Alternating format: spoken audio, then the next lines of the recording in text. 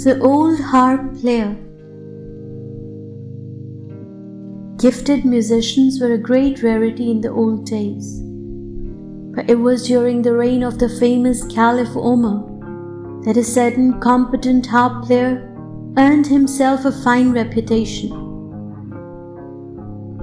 Spectators loved his voice, the melodious sound of his instrument, and his entertaining presence, and thus they paid him handsomely every time he played.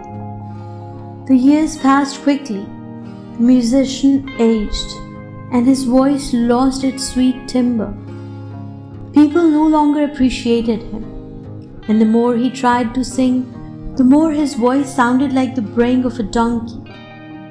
People would shoo him away, and by the time he turned 70, he was impoverished and unemployable. Eventually he came to the end, and at long last turned to God. My God, you have granted me a long life, but I have been guilty. I never appreciated your kindness, yet you never turned your back on me and always provided me with my daily bread. But now I am old and feeble and no longer have a beautiful voice. In fact, my singing revolts people, when not so long ago they couldn't get enough of it. I promise you that as of today I will only play and sing for you, my beloved, and nobody else. He sighed and, wishing for a little privacy, began to walk toward the town cemetery.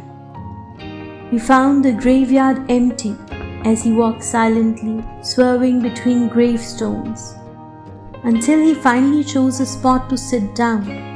Making himself as comfortable as possible, he began to play his harp to his heart's content until he was utterly exhausted and eventually fell asleep.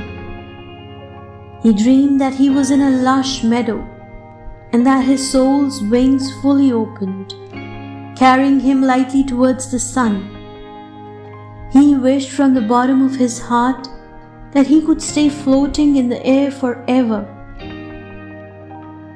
But fate would not have it, as his time on earth was not yet up. At that very same moment, Caliph Omar, who was in his palace, fell asleep in the middle of the day and had a dream.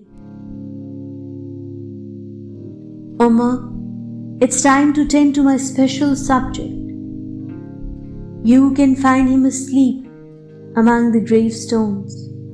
Take 700 dinars from the public funds that you collect on my behalf and take them to him as his wages. Tell him to come to you for more after he has spent it. Caliph Omar woke up with trepidation, grasping the urgency of his dream. He quickly ran to the graveyard and searched, but could only find an old man asleep by a grave, with an ancient harp by his side. At first he wasn't convinced that this could be God's special subject, so he searched further but to no avail. At last he concluded that the harp player must be the man he was sent to find. Unwilling to disturb the old man as he looked so peaceful, Omar quietly sat down beside him, but then suddenly sneezed. The old man woke up with a fright, his heart in his mouth. He began to beg God to save him from what he thought was the angel of death. Amused, Omar told him gently, "No need to fear me, dear one. I've brought you good tidings. In fact, God has greatly praised you and asked me to pass on his blessings. He's also sent you 700 dinars for your overdue wages. When you've spent it, you are to come back to me for more." The old musician couldn't believe his ears and became even more distraught than before. Agitated, he let out a heart-wrenching cry, tore off his shirt, and bit into his own hand. "One and only God, you have shamed me into nothingness," he sobbed as he stood up and rambled aimlessly through the graveyard. In due time, he stumbled back to find Omar and his harp still in the same spot as before. He picked up his precious instrument and in one quick strike shattered it against a nearby gravestone, destroying his only source of livelihood. "You've been the veil between God and me," he blamed the harp. "You're responsible for leading me astray from his altar. For almost 70 years, you've sucked my blood and made me shamefaced before my Creator. I beg your forgiveness, my God," he continued. "I've sinned throughout this long life, and you've gifted me. I've spent it singing and playing music, forgetting the pain of being separated from you.